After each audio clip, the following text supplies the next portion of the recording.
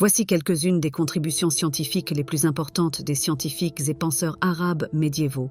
Ibn al-Haytham, connu dans le monde occidental sous le nom d'Al-Hazen, a apporté des contributions fondamentales au domaine de l'optique grâce à son traité phare, Kitab al-Manazir, c'est-à-dire le livre de l'optique. En analysant systématiquement le comportement de la lumière et le processus de la vision, les idées d'Ibn al-Haytham ont ouvert la voie au développement ultérieur de dispositifs optiques essentiels, y compris les lentilles, les loupes et finalement les principes qui sous-tendent l'appareil photo moderne.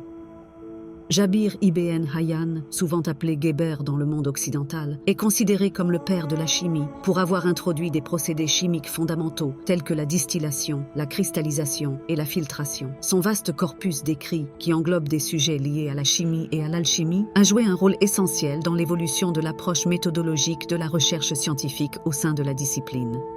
Al-Jazari, éminent ingénieur mécanicien et inventeur de l'âge d'or islamique, a fait des progrès considérables dans le domaine de l'ingénierie mécanique grâce à son ouvrage « Le livre de la connaissance des dispositifs mécaniques ingénieux ». Il y détaille 50 dispositifs mécaniques et fournit des instructions explicites pour leur construction. Parmi ses inventions notables figurent diverses horloges à eau et automates qui témoignent d'avancées remarquables dans le domaine de l'ingénierie mécanique à son époque. Ses travaux sur les automates en particulier témoigne d'une compréhension précoce des machines programmables.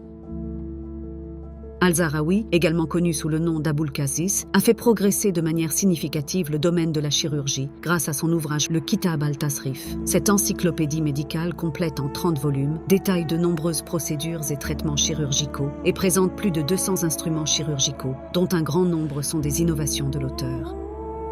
Ibn Khaldoun, connu pour son ouvrage Muqaddimah, a introduit une approche systématique de l'historiographie et de l'étude de la société au XIVe siècle. Cet ouvrage est remarquable pour son analyse des phénomènes historiques et sociaux, dans laquelle Ibn Khaldoun souligne le rôle des facteurs environnementaux, économiques et sociaux dans le développement et le déclin des civilisations. Son approche s'écarte des méthodes narratives et théologiques courantes à l'époque et se concentre plutôt sur les modèles et les causes de l'histoire, de l'économie et de la structure sociale. Abonne-toi pour plus d'informations sur le monde arabe.